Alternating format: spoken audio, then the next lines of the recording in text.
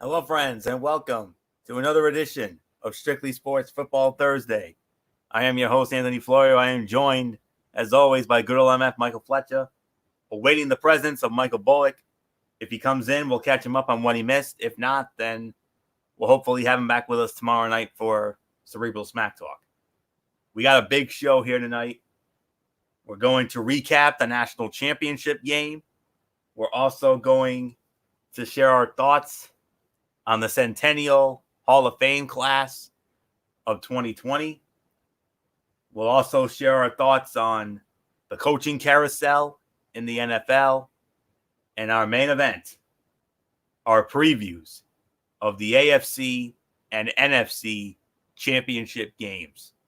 So, without any further ado, let's start it off with the event that happened this past Monday night. We crowned a new college football playoff national champion. They are the LSU Tigers. They did it in grand style, putting away the now former champions, the Clemson Tigers. They won it by a score of 42-25 at the Superdome in New Orleans this past Monday night. And what can you say about LSU? I mean, this was as dominant of a season as you could ever have. I believe they had like 7 wins against top 10 teams this year. That's unheard of, but they did it. And Joe Burrow added to his legend, closing out what ended up being one of the most statistically dominant seasons you will ever see. I mean, offensive player of the game. You could have made an argument for his receiver there, Jamar Chase. But Joe Burrow was 31 of 49, 463 yards, 5 touchdowns, 0 interceptions. Jamar Chase, 9 catches, 221 yards, 2 touchdowns. Thaddeus Moss had 2 of his own to go with 5 catches and 36 yards. Terrace Marshall Jr. had the other TD, 3 for 46, and Justin Jefferson also over 100 yards receiving, 9 for 106. Clyde Edwards-Helaire over 100 yards rushing, 110 yards on 16 carries. Joe Burrow, 58 yards rushing and a touchdown. The LSU defense only recorded 2 sacks, but it was all about the offense. It was really not the defense or any of that. In the losing effort for Clemson, Trevor Lawrence, 18 of 37, 234 yards, no TDs, had no picks either. They did have 3 rushing touchdowns. Travis Etienne, 78 yards and a touchdown. Lawrence, 49 and a touchdown. T. Higgins, 36 for a touchdown. And the defense did record 5 sacks, which is very good, but it was not to be as LSU captured the national championship, and what a job they did. Closing the season 15-0, first number 1 seed to ever win the college football playoff national championship. This thing is 5 or 6 years old, and this is the first number 1 seed to do it. Wow, that's something. But they proved they were number 1. I mean, they did everything. You know, they beat Alabama. That's what did it for me. That's the minute they stole that game in Tuscaloosa, I said to myself, this team's going all the way. And sure enough, they did. And congratulations to Coach Ed Orgeron, Joe Burrow, the entire LSU team. More power to you. And I think we have a new king of the SEC, no question about that. And they'll be in the mix to win it all again next year. So there's really nothing more to say. It was really not the 5-star thriller that we were hoping for, but it was a 5-star performance by LSU, coming back from 17-7 down early. And after that, they outscored Clemson the rest of the way, 35-8. After falling behind 17-7. So, but we're not going to take anything away from Clemson, the former champions. I mean, they played like champions. I mean, they had a slow start, but then they eventually got cranked and they got going. And when they were up 17-7, we're like, uh-oh, we might have the next great college football dynasty on our hands. But LSU put an end to that. So I don't know if I've ever had more fun watching a team than I have, other than Notre Dame. I had more fun watching LSU. I mean, that team was so fun to watch every game. Burrow and Chase and Jefferson and Hilaire. I mean, that offense. I mean, as a guy who loves offense, I mean, that was maybe the best offensive display throughout the course of an entire season than what LSU's offense did. I mean, just insane. So you made this offensive guy a very happy man. Not so much on the other side, a guy who loves defense, but yeah, no, that team was more offensively driven than anything else. So congratulations, LSU, well deserved. And now the bad news is, as we bring in good old MF Michael Fletcher, unfortunately, MF, we're gonna have to wait 7.5 months to do it all again. Yeah, absolutely. But you got to say that the most worthy team and the most deserving team won the national championship. They were out the best team out there, and they well deserved the national championship. So, no, well done to LSU. And the thing is that Anthony, early in the game, it was kind of a slow start. We kind of were we're like, whoa, wait a minute, this is not what we were expecting. But then through the course of the game, LSU finally got their legs under them. Clemson got their legs under them, and we started seeing a higher octane, high-profile game turn into something really good. But at the end of the day, the most deserving team won the national championship, which was LSU. They were dominating all year long. They proved it again, and yeah, they did very well. So nothing more to say. Congratulations to LSU, to Joe Burrow, and the crew, the national champions of college football. So Anthony, it's yours.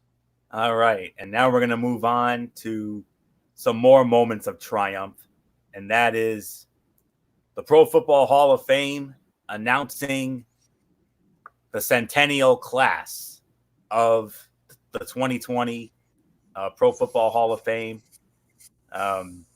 They were revealed just yesterday morning on the NFL Network's Good Morning Football, and there's going to be 20 altogether. 15, the 15 old inductees, and the 5 modern day selections will be announced at the NFL Honors on the night before the Super Bowl, Saturday, February 1st. So without any further ado, here are, in no particular order, the members of the Pro Football Centennial Class of 2020. It started this past Saturday night as part of the NFL Today pregame show, when the president of the Hall of Fame, the esteemed David Baker, came in and announced that longtime Pittsburgh Steelers head coach Bill Cowher was going to be the first inductee of the 2020 Centennial Class. 24 hours later, as Fox was going to halftime, Mr. Baker shows up again, and he, just like he did with Bill Cowher, he announced that legendary Dallas Cowboys head coach Jimmy Johnson was going to join Bill Cowher in the Hall of Fame. And now, without any further ado, here are the rest of the inductees as of right now. Jimbo Covert from the Chicago Bears, 83-90. Winston Hill, who played for the New York Jets from 1963 to 1976, and then with the Rams in 1977. Harold Carmichael, a wide receiver from the Philadelphia Eagles. He played there from 1971 to 1983, and then closed out his career in 1984 with the Dallas Cowboys. Duke Slater, offensive tackle from now listen to these team names: 1922 Milwaukee Badgers, 1922 to 25 Rock Island Independence, and from 1926 to 1931 Chicago Cardinals. Ed Sprinkle, Ed Sprinkle, defensive end linebacker played with the Chicago Bears his entire career, 1944 to 1955. This next one, all I can say is it's about damn time for this guy. Steve Sable. Yes. Administrator, president, the heart and soul of NFL films from 1964 to 2012. He's now in. Another legend, not just in football, but on television as well. Alex Karras, defensive tackle, 1958 to 1962 and 1964 to 1970 with the Detroit Lions, also known for playing the father on the hit TV show Webster. Bobby Dillon, a safety from the Green Bay Packers, 1952 to 1959. Donnie Shell from the Steel Curtain, a safety, 1974 to 1987 with the Pittsburgh Steelers. George Young, a contributor, general manager, 1968 to 1974 Baltimore Colts, 1975 to 78 Miami Dolphins, 1979 to 1997 with the New York Giants, and served as the senior vice president of football operations from 1998 to 2001. Cliff Harris, a safety, Dallas Cowboys, 1970 to 1979. Max Speedy, an end who played for the Cleveland Browns, 1946 to 1952. And last but certainly not least, and beyond deserving, maybe the greatest commissioner this game ever had, Paul Tagliabue. Yes. From 1989 to 2006, served as the commissioner of the NFL and did so with such honor and grace. And I mean, between him and Rozelle, Pete Rozelle and Paul Tagliabue, you can make an argument as to who the greatest is. Mr. Goodell, not so much, but it is what it is. So there is your Hall of Fame class, and MF. You heard the names, but to me, the standout moments were obviously when President Baker surprised Bill Cowher and Jimmy Johnson on live television. I thought that was freaking awesome. I think we all were moved at that moment when that happened. Nobody saw the one for Bill Cowher coming. Once I knew, I kind of had a feeling that probably if Jimmy was going to do it, it was going to happen there. When Cowher got selected, it was a complete and utter blindside. I don't think none of us saw that coming. Oh, no. It was a total surprise. He showed up, but the minute he did show up, it kind of sensed, even for me, I was like, oh my God, is this actually happening right now? Yep. And sure enough, it was. Once you heard the speech, once you heard what he was saying, I was moved. I was very moved by the Bill Cowher announcement.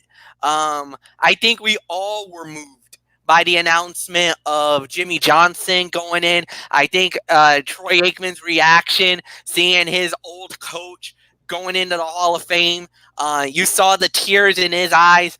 Trust me, Cowboy fans were with tears in their eyes seeing Jimmy Johnson going into the Hall of Fame. But the thing is that Jimmy Johnson not only was a part of the Cowboys, you got to go all the way back to the days that he was the head coach of the Miami Hurricanes and, of course, his years with the Miami Dolphins.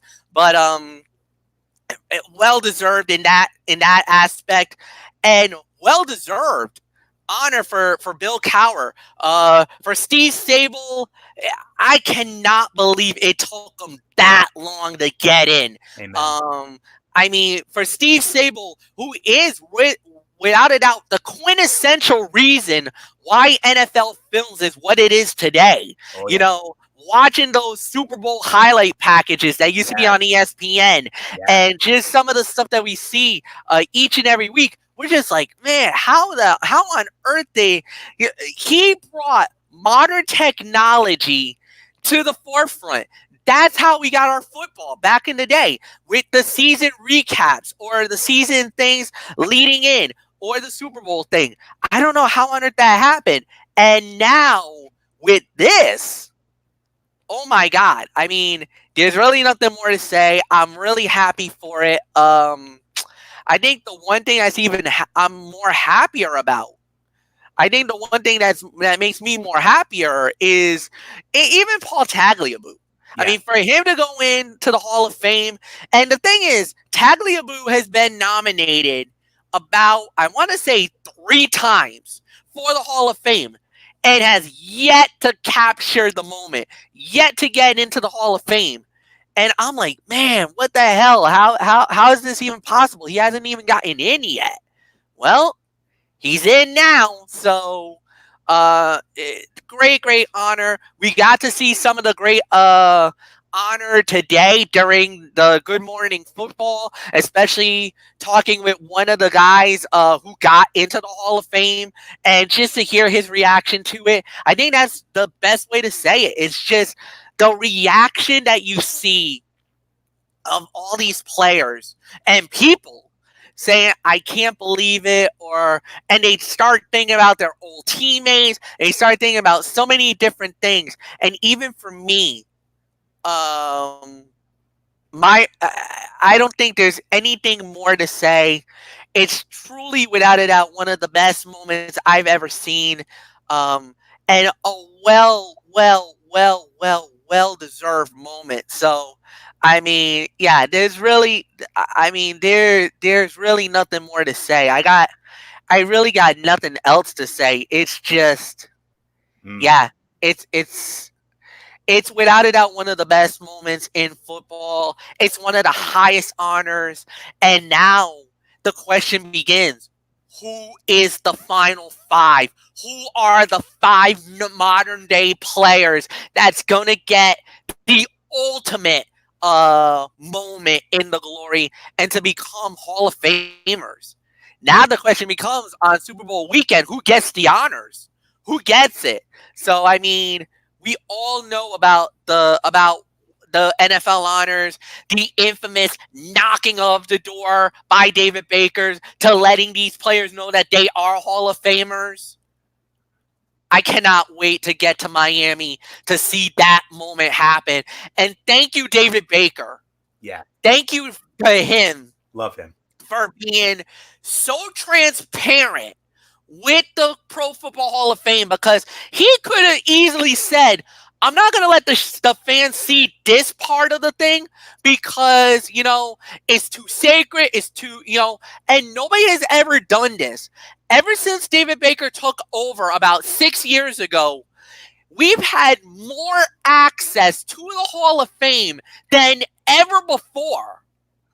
Just to see the way it happens, the knocking on the door, to the moment where we find out that they're the Hall of Famers, to really them getting sized for the rings, sized for the jackets, the photos that they take that makes their bust, their models that'll be in the Hall of Fame museum forever.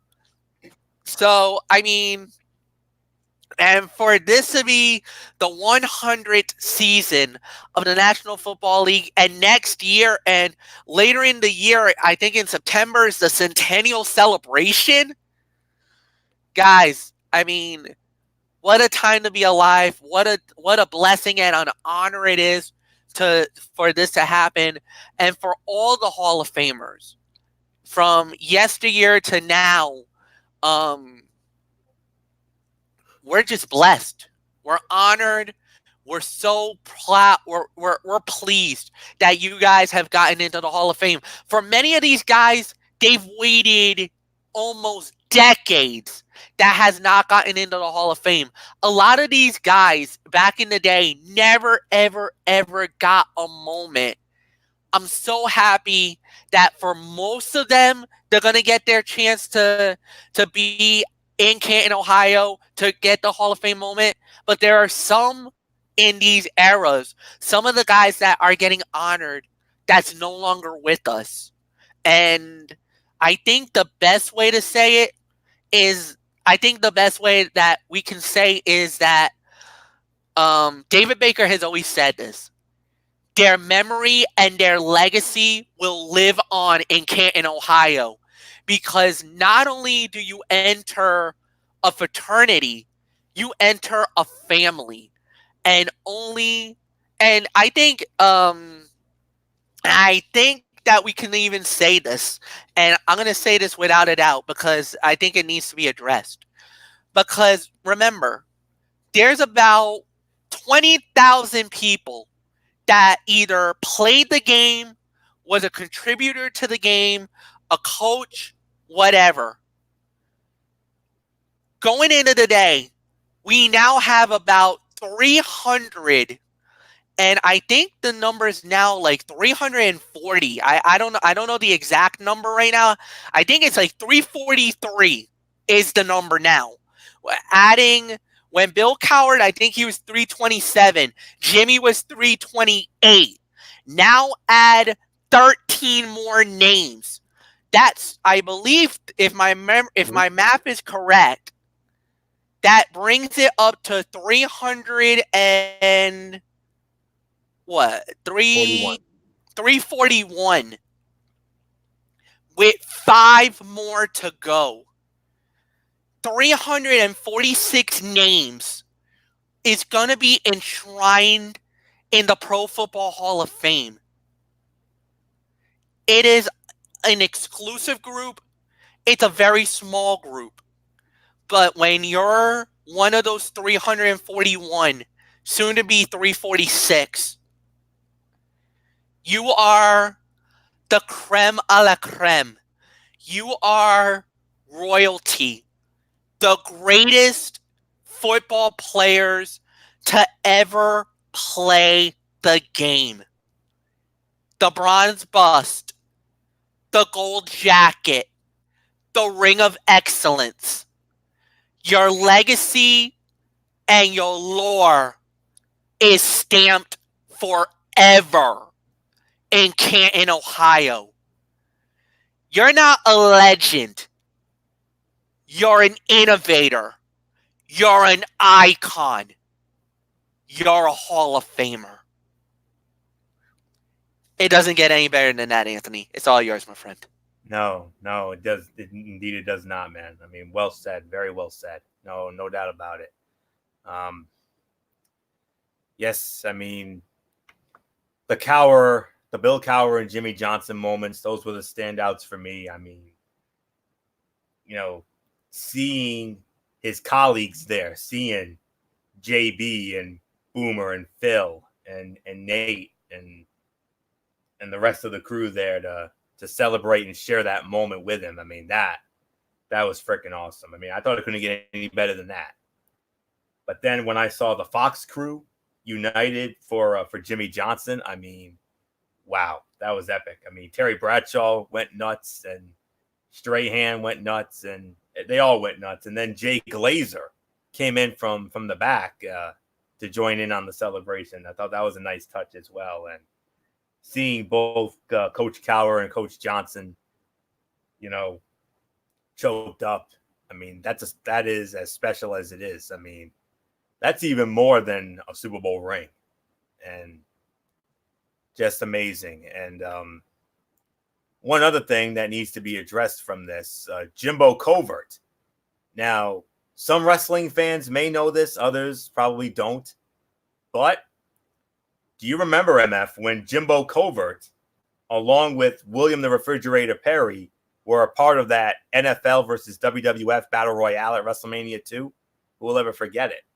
Jimbo Covert was in that. In fact, he was the first man who came in. He was the first man introduced by the late, great Mean Gene Okerlund when he did the ring introductions. And William Refrigerator Perry, I believe, was the second to last before Andre came out. But still, that's how I best remember Jimbo Covert. And, of course, he was also a part of that one of the most dominant teams in history, the 1985 Chicago Bears. Harold Carmichael, a Philly favorite, 4-time Pro Bowler, 3-time All-Pro, 1970s All-Decade team. He had 3 1,000-yard seasons. Got the Eagles to their first Super Bowl in 1980.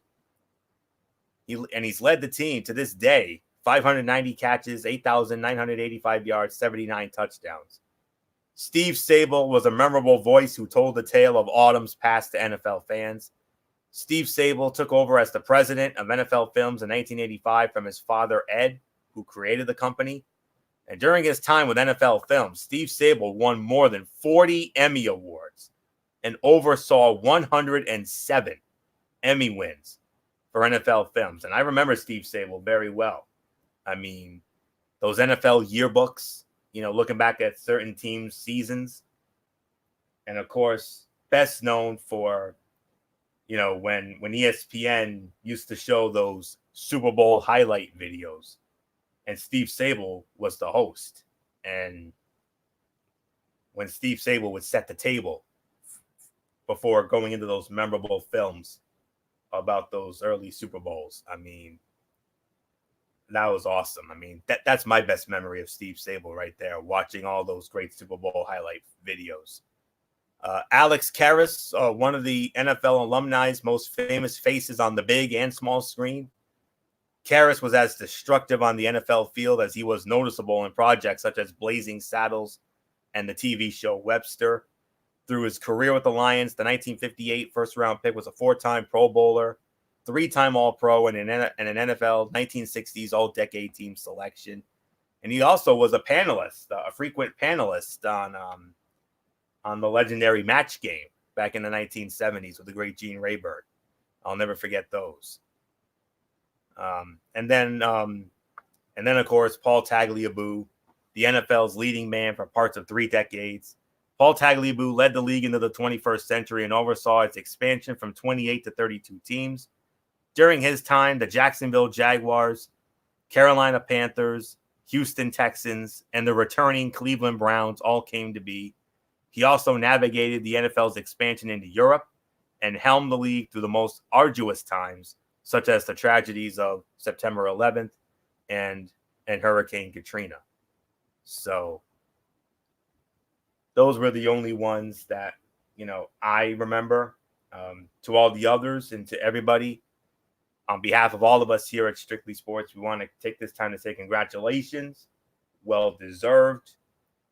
And I cannot wait until August when all of you will take your rightful place in the most prestigious Hall of Fame there is in sports today, the Pro Football Hall of Fame in Canton, Ohio. 48 hours after the Hall of Fame game. I know the Hall of Fame game is on Thursday now. And MF and I will be ready. And, this is the only preseason game we do.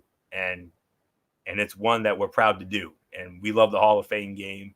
That's when we know another season is right around the corner. And come August, it's going to be a lot of fun at that Tom Benson Hall of Fame, Fawcett Stadium.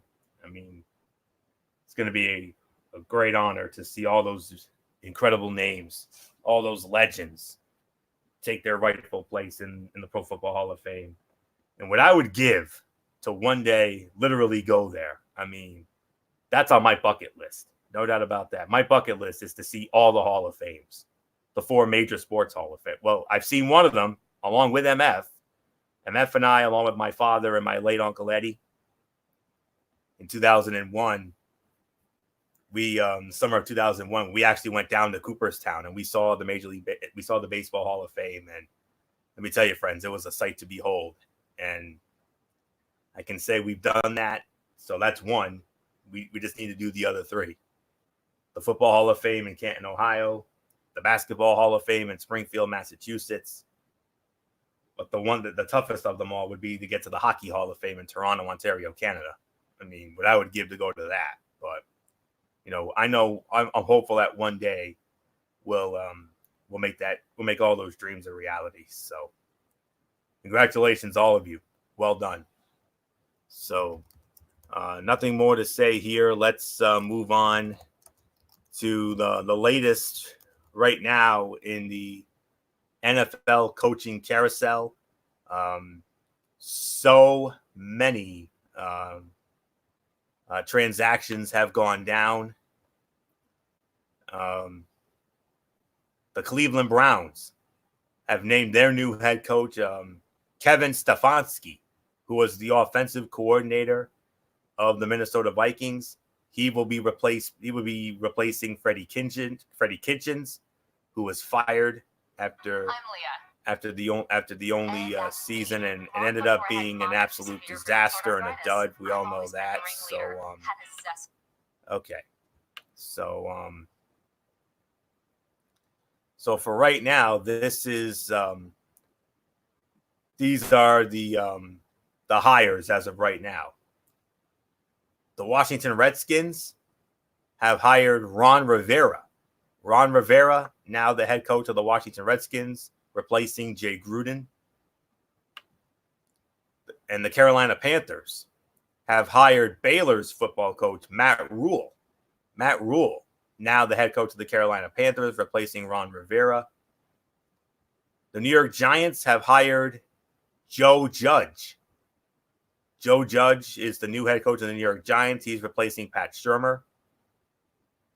But the Dallas, and maybe the biggest hire as of yet, the Dallas Cowboys, they have a new head man. His name is Mike McCarthy.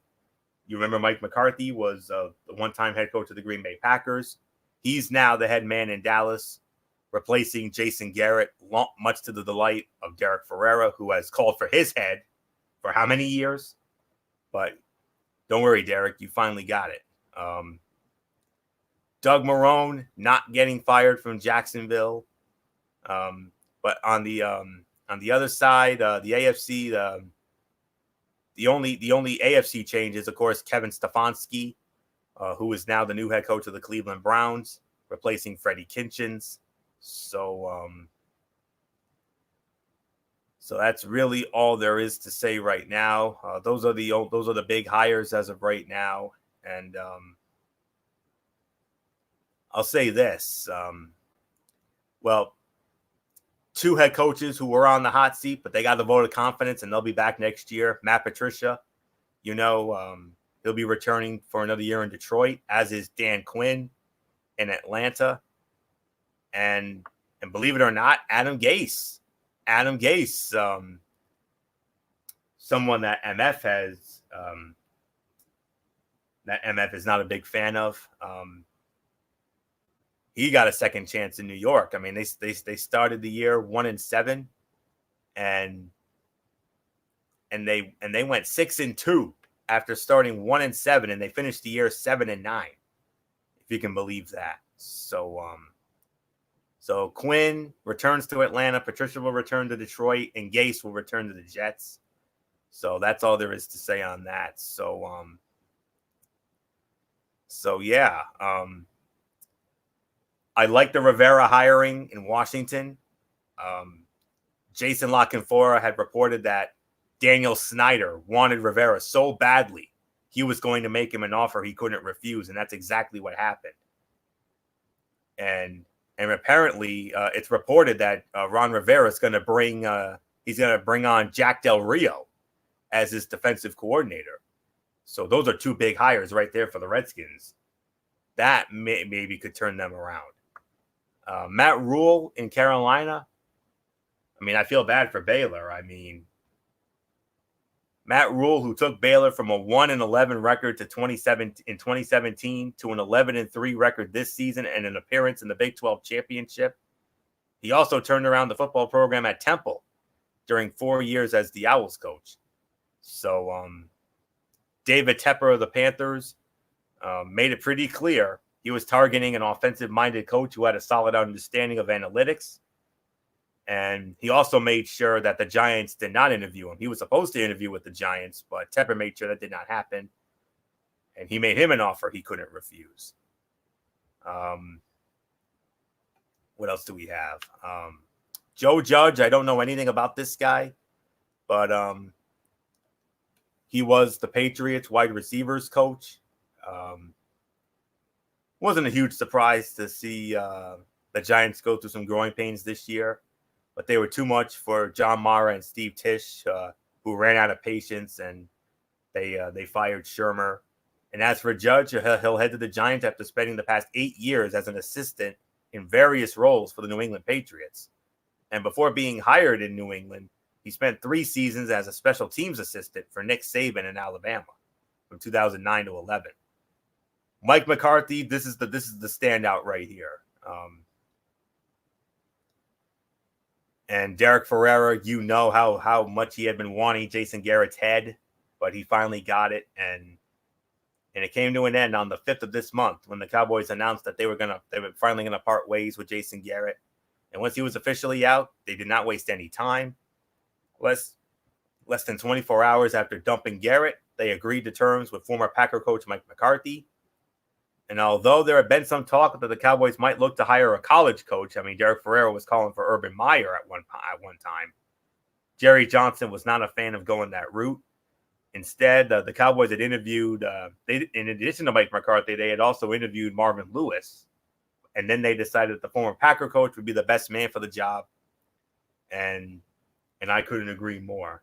No disrespect to Marvin Lewis, but after those so-so years in Cincinnati, he had some great seasons, but he couldn't get it done when it counted. And oh, by the way, Mike McCarthy has won a Super Bowl. Let's not kid ourselves. So great hire there. Doug Marrone is not going to be fired from Jacksonville. So he will be on the hot seat, though, once again. And that's because he's gone 11-21 in the last 2 seasons since going to the AFC Championship game, 2017 and 18, before that heartbreaking loss to New England. So that's that. And Stefanski, well, he might not be too popular with fans in Cleveland after Minnesota's disastrous offensive performance when they lost to the 49ers. But Stefanski was one of 3 finalists for the job. He beat out 49ers defensive coordinator Robert Saleh and Patriots offensive coordinator Josh McDaniels to get the coaching job in Cleveland. And I'm on the fence about that one, but he has a great offensive mind. I mean, look what he did with Minnesota this year. I mean, especially Kirk Cousins, maybe his best statistical year. So that's really all I can say on that. So that is right now where we stand with the NFL coaching carousel. So I'm fine with all the hires. Like I said, I don't know much about that Judge guy, but I'll be the judge when the new season starts later this year, and we'll see what happens with the G-men this year. So other than that, all the hires, I'm fine with them. But the one that really stood out to me was Mike McCarthy in Dallas. I love that hire. That's a great hire for Dallas. And if anybody can turn that team around, I think he can. I mean, he is a former Super Bowl champion after all. So I'm hopeful that Derek's okay with it. So that's all I can say on that. So MF, come on in. You heard the names. You heard their new destinations. So what is your standout for the coaching carousel so far? I think Mike McCarthy going to Dallas. I think that's the biggest one of them all. And of course, Matt Rule going to Carolina. I thought that was a shocker for me. But here's some inside information, Anthony. Matt Rule talked to the New York Giants and told them basically, hey, if you decide to double or even triple the offer that Carolina had, I'll go to you guys. I would go to become the new head coach of the New York Giants. And basically the Giants is like, nope, we're not interested. Good luck in Carolina. I think they're going to regret that decision. Very big. But then again, a guy coming from college to the NFL doesn't necessarily mean success. Does not necessarily mean success. Very rare. We got guys that come from college to the NFL and has a big run. So we'll see. But I mean, at the end of the day, I think the right decisions were made. Coaches feel like they got the right guys. I guess we'll find out in due time. But yeah. The Mike McCarthy move I thought was a great move by Dallas. I thought Matt Rule going to Carolina was good, and I am really hoping that Riverboat Ron Rivera does have success in Washington. I really do. I like Ron Rivera. Rivera is a really good head coach, to say the very least. So I hope he gets an opportunity to succeed. So we'll wait and see what happens. And as far as everything else goes, I guess, like you said, we'll wait and see. So nothing to say, Anthony. Let's move on. Main event time, MF. This is what I've been waiting for, and I know you have as well. Our main event of the evening, our preview of the AFC and NFC championship games that will both go down this Sunday. And we're going to start it off with the AFC championship game, which will be on Sunday afternoon, 3:05 kickoff on CBS. The number 6 seed, the Tennessee Titans, squaring off against the number 2 seed, the Kansas City Chiefs. Arrowhead Stadium in Kansas City. Hello, friends. Yep. Jim Nantz, Tony Romo, Tracy Wolfson, Jay Feely. They will have the call. And Kansas City opening up as a 7.5-point favorite. They have met 3 times in postseason. In 1962, these two teams played for the old AFL championship. And the then Houston Texans, or the then Dallas Texans, rather. The Kansas City Chiefs were known as the Dallas Texans. They defeated the Houston Oilers in Houston 20-17 in overtime. The second meeting, 1993, January of 94, AFC divisional playoff at the Astrodome in Houston, the Kansas City Chiefs and the Houston Oilers. Kansas City Chiefs won that game by a score of 28-20. And the most recent, just a couple of years ago, who will ever forget it? They met in the AFC wildcard game at Arrowhead, and it was the Tennessee Titans coming back from 21-3 down to beat the Kansas City Chiefs 22-21. That game will forever be known as the Sean McDonough voice crack game. We all know that. So 2-1 postseason series lead in favor of the Kansas City Chiefs. So MF, come on in. Let's start it off with you here. The Phil Simms to my Jim Nantz here. Other than the Super Bowl, this is the game that we are the most excited about. You know, when we always do the commercial breaks, I always say home of the AFC Championship and Super Bowl so-and-so. And here we go, man. This is our game right here, our Super Bowl, if you will. Tennessee, Kansas City. For Kansas City, a chance at redemption after that most demoralizing loss a year ago. Whereas for the Tennessee Titans, they're looking to continue their Cinderella story. Who would have thunk it? They beat New England and Baltimore. Who could believe it? Yeah, and the remarkable story is that can they pull the impossible? Can they win one more time if you're Tennessee? If Tennessee wins, think about this. They would have taken out the top 3 seeds in the AFC. They were taking out the Patriots at 3, Baltimore at 1, and Kansas City at 2. All division winners. All division winners. And MF, it goes back to week 17. They went into Houston and beat the South champion Houston. So if they win, they would have beaten all 4 division champions in the span of a month. Who would have thunk it? It would be the most remarkable and impossible story that we would ever see. I mean, the storyline for the Titans to go to the Super Bowl, I mean, we would need more than 2 weeks to cover that because of the fact that during the offseason, leading into the Super Bowl, they had Marcus Mariota as their quarterback, changed mid-year to go with Ryan Tannehill. Then the emergence of Derrick Henry, who basically was pretty quiet for most of the year, except for the last 7 games, that's gotten over 1,200 yards, 7 games alone, including the postseason. He's had over 1,200 yards rushing. Kansas City was very fortunate to win that game last week. We were there, Anthony, because Houston 24. jumped them. 24-0. Yeah, jumped them. Spotted it was on over. 24. We thought it was over. We thought it was over. I know I did. Come back and win it by doubling them up at the end. So we know Kansas City's offense is potent. They're vicious. With Patrick Mahomes, with Travis Kelce, with Tyreek Hill, Sammy Watkins, and with Harmon, with that crew, they can put up points at will.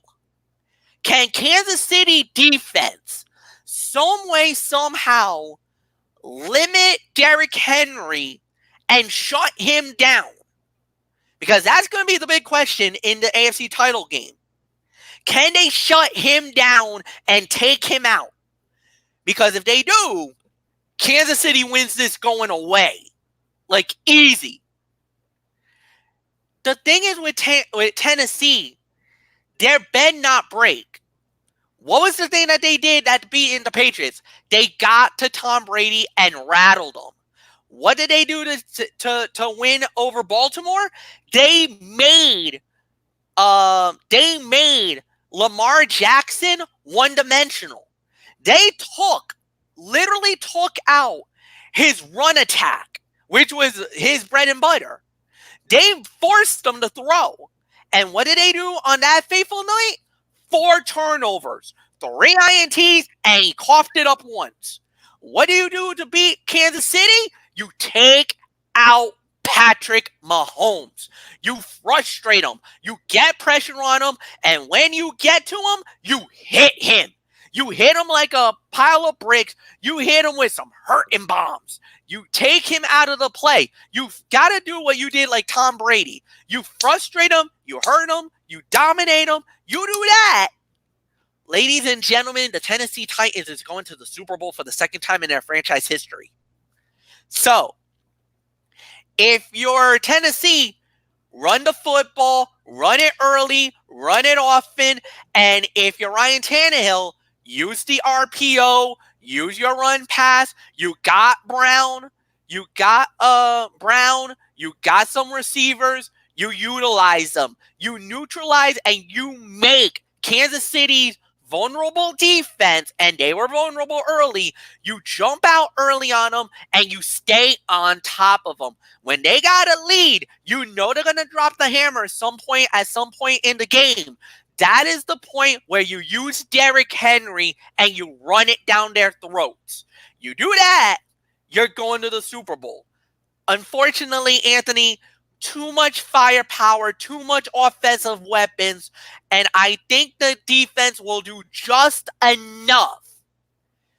They will win the AFC title. Kansas City goes to the Super Bowl for only the second time. Well, actually, no, this will be their third time in franchise history that Kansas City will play in the Super Bowl. They're going to Miami. 35-24 is my final score. The Chiefs wins the AFC title. Anthony, it's yours. Oh, man, how am I going to follow that? But I'll do my best. If the Chiefs are going to punch their first Super Bowl ticket since Richard Nixon was president, they're going to have to beat a Titans team that ran over, around, and through them the last time these two faced during the regular season. MF, we had it. Who will ever forget it? That awesome game in Week 10. Behind Derrick Henry's 188 yards and 2 touchdowns, the Titans won a shootout over the visiting Chiefs despite facing an early 10-0 deficit. While Tennessee's 35-32 victory proved that the Titans could run with the AFC's top-tier teams, it also served as a turning point in the Chiefs' season. After a 6-4 start, Kansas City wouldn't lose again during the regular season, winning their last 6 games before rallying back from 24 points down to defeat the Texans in the divisional round of the AFC playoffs. While Patrick Mahomes and the Chiefs' offense have continued to score points, Kansas City's defense has seen considerable improvement during their 7-game winning streak. While the Chiefs' defense has improved in the 2 months since facing the Titans, have they improved enough to slow Henry and his teammates in the rematch? Let's find out. The Chiefs' defense has been one of the league's best since Week 10. During their last 6 games of the regular season, Kansas City's defense allowed an average of just 11.5 points a game, while holding 3 opponents to 9 points or less. Their run defense, which at one point had dropped to 30th in the league, allowed an average of just 95 yards a game during their final 6 games of the regular season, while improving to 23rd in the NFL against the run. In last Sunday's win over the Texans, the Chiefs' defense, led by defensive lineman Frank Clark and Chris Jones, safety Tyrann Mathieu, and linebackers Anthony Hitchens and Damian Wilson, held Houston to 94 rushing yards. They also sacked Texans quarterback Deshaun Watson 5 times, while holding Houston to 5 of 15 on 3rd down and 1 of 5 on 4th down. The Chiefs did allow Watson to throw for 388 yards and 2 touchdowns, with most of that damage taking place during Houston's early scoring spree. While his name was rarely mentioned in the NFL's MVP conversation, Patrick Mahomes, who missed 2 games due to injury during the regular season, enjoyed another stellar season, completing nearly 66% of his passes with 26 touchdowns and just 5 interceptions in 14 regular season games. Last Sunday, Mahomes threw 5 touchdown passes, with 3 going to tight end Travis Kelce, who earned his 5th consecutive Pro Bowl selection this year after catching 97 passes for 1,229 yards and 5 touchdowns. Damian Williams rushed for 2 of the Chiefs' 7 touchdowns, while Mahomes finished as the game's leading rusher with 53 yards on 7 attempts. It's safe to say that Mahomes won't be the leading rusher on Sunday, as his defensive teammates will be tasked with trying to contain Henry, who has rushed for a staggering 588 yards and 4 touchdowns over the Titans' last 3 games.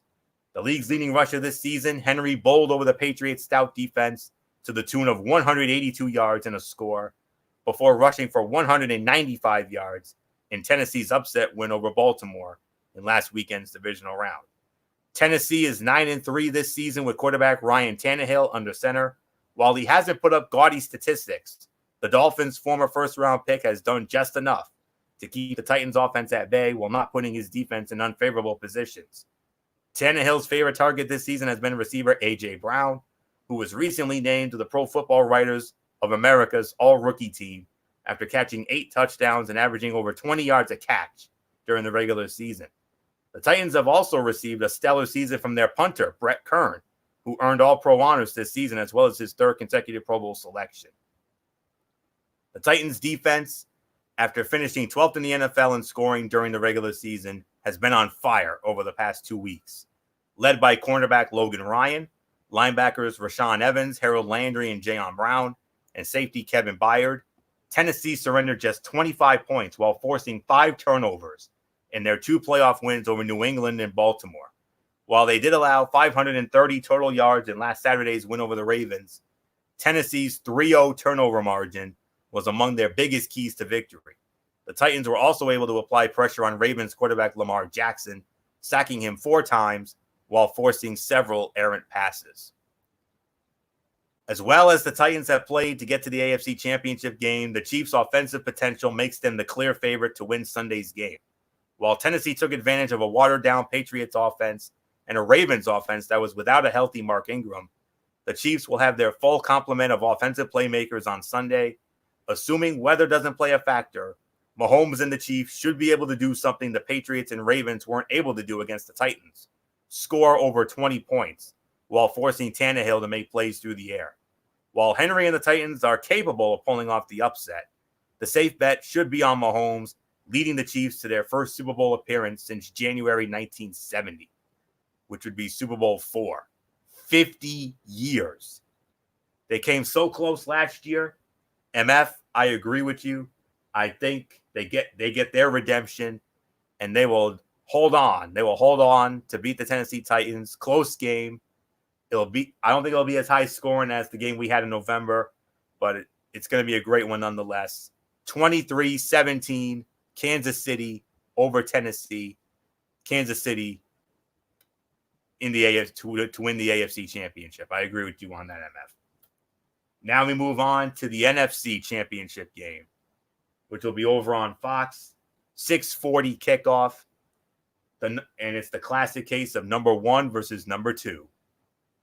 The number 2 seed, the Green Bay Packers, squaring off against the number 1 seed, the San Francisco 49ers, Levi's Stadium, Santa Clara, California, outside of San Francisco.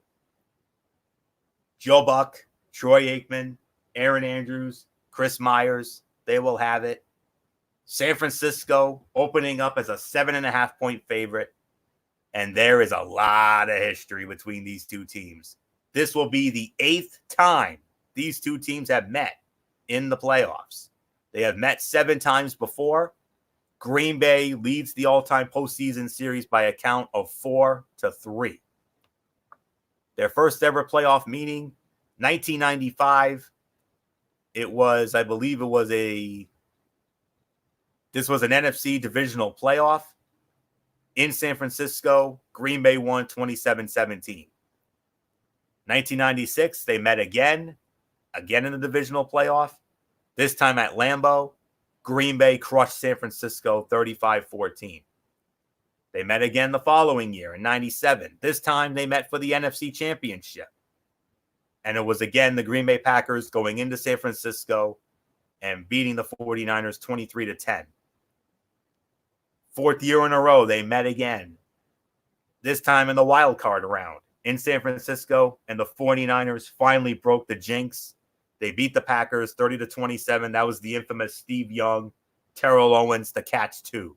We all remember it. 5-star classic. 2001, this was another wild card game. This was at Lambeau. Green Bay got it back. They won 25-15. And then, most recently, 2012, NFC divisional playoff. San Francisco defeats Green Bay 45-31 behind the efforts of Colin Kaepernick and company.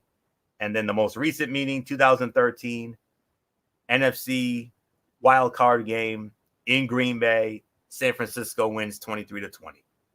So that's the all-time history. So here we are. The Green Bay Packers and San Francisco 49ers were the preeminent NFC franchises in the mid to late 1990s, squaring off in the postseason 4 consecutive years. Green Bay got the better of San Francisco in the first 3 games before the 49ers finally beat the Packers in the final matchup. Steve Young threw a 25-yard pass to Terrell Owens with 3 seconds left to give San Francisco a thrilling 30-27 win in the NFC wildcard round. But that wasn't the last time both teams would square off in the playoffs.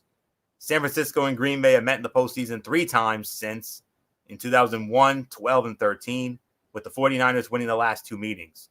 The 49ers and Packers have met in the postseason 7 times since 1995, establishing a rivalry amongst the NFC's elite. Can San Francisco reach the Super Bowl for the first time in 7 years? Or will the Packers go to the Super Bowl for the first time since the 2010 season? The 49ers have one of the best rushing attacks in the NFL, ranking 2nd in the league with 144.1 yards a game.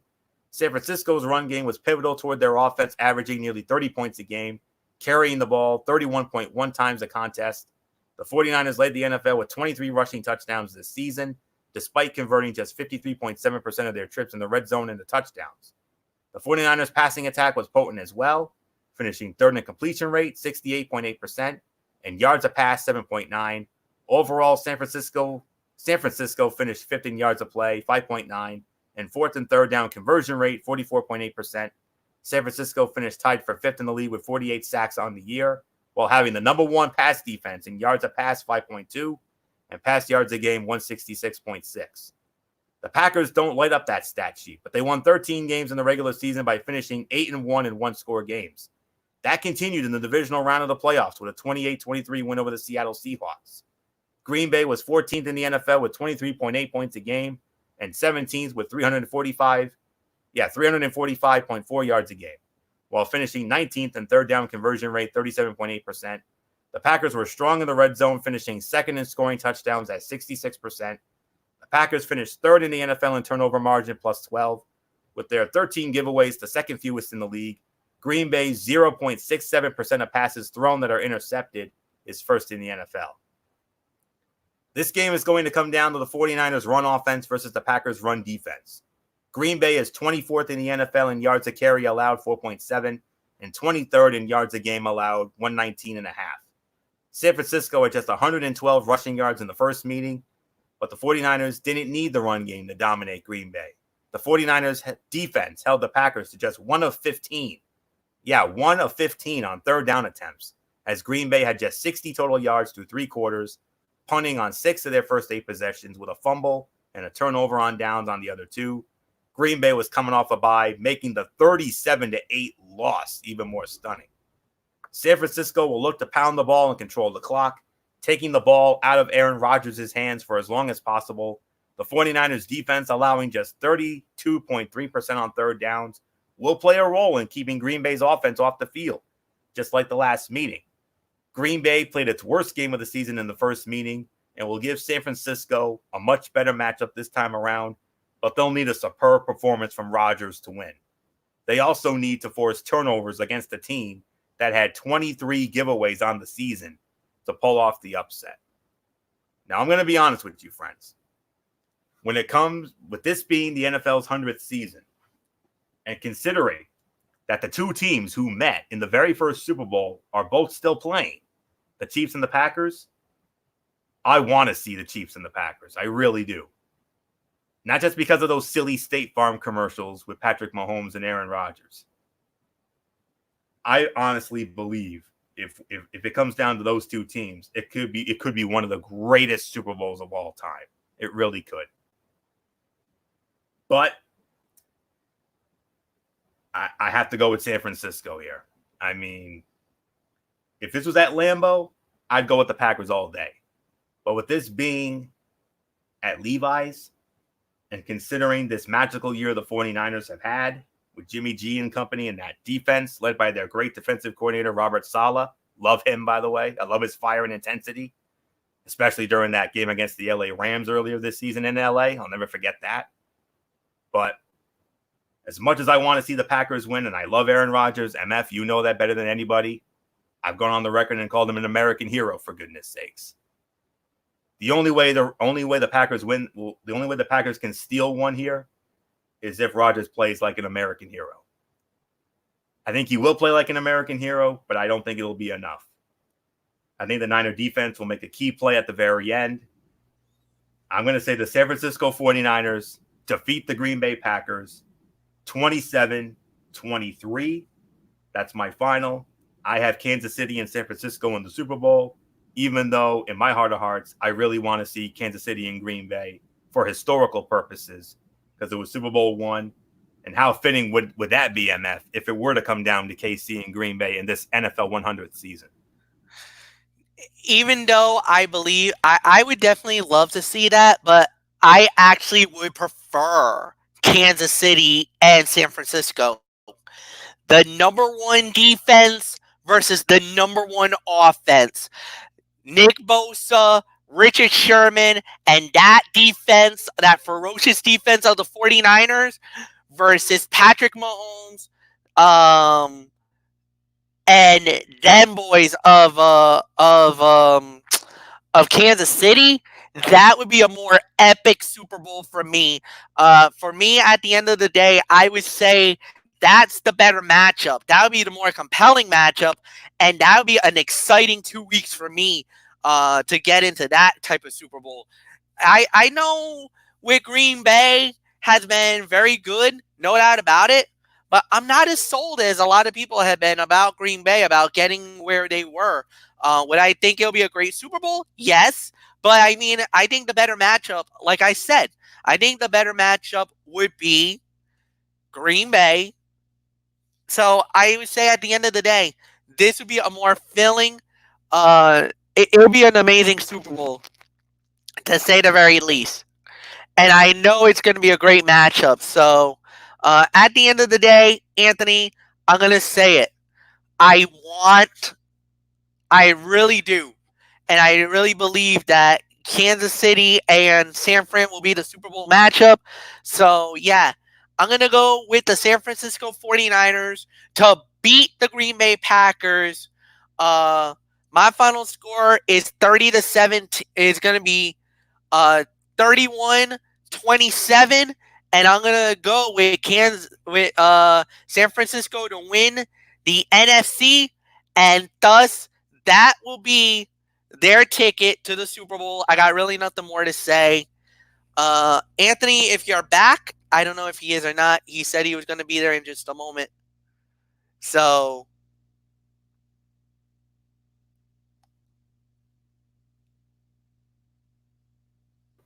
Okay. all right. Anthony, it's all yours. I got San Francisco. Yeah, I overheard. So All right, so that will put the bow on this edition of Football Thursday. We want to thank you all so very much for tuning in. Next week on this program, we will be back to regular topics, although there is one very disturbing topic that I know we have to address, as much as I don't want to address it, but because it's a hard time story, you know how I am about that.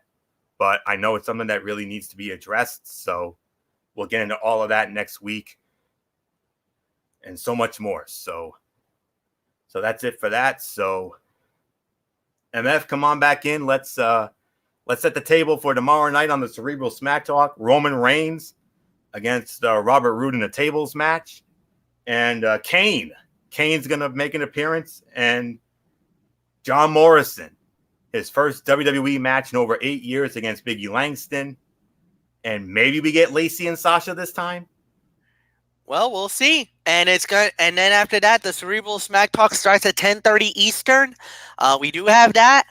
And I'll see if I got anything more. And that's it. So, yeah. Anthony, it's yours. All right. So that's 10:30 tomorrow night on MF's channel, Braves Fan 95. We'll get into that. And then Monday night, we have Ridiculously Raw, which will be the go-home show for the Royal Rumble. Andrade and Rey Mysterio for the United States Heavyweight Championship in a ladder match. And Liv Morgan and Rusev against Lana and Bobby Lashley in a mixed tag. And so much more on Monday night. And then Wednesday night, we have Wednesday Night Mayhem. We'll run down AEW and NXT, as we always do. Next Thursday, Strictly Sports, regular topics. And we'll get into that whole disturbing saga in Major League Baseball. I know that needs to be addressed. We'll get into that and so many other things. We'll sit down and we'll figure all that out. And then Cerebral Smack Talk next Friday. We'll review the go-home show for SmackDown. And then we'll also preview the Royal Rumble. And maybe we'll get into Worlds Collide. I'm sure we'll probably get into that as well. So we'll get into all that next week. But for now, until tomorrow night for the Cerebral Smack Talk, it's Anthony Florio here, signing off for In Spirit, good old MF Michael Fletcher, Michael Bullock, Dee Woodson, and Mr. Hotline, Derek Ferreira. You know the routine, everybody. Thumbs up. Talk to you later. Yeah, throw it up, Fortune 4 style. Bye for now, my friends. God bless. Be good to each other. Have a blessed Friday. And until tomorrow night for the Cerebral Smack Talk with MF, you've been watching Strictly Sports Football Thursday right here on the Tone 25 on StreamYard and YouTube.com. For everybody who has been a part of this one, for now, Anthony Florio, so long. And bye, everybody. Bye.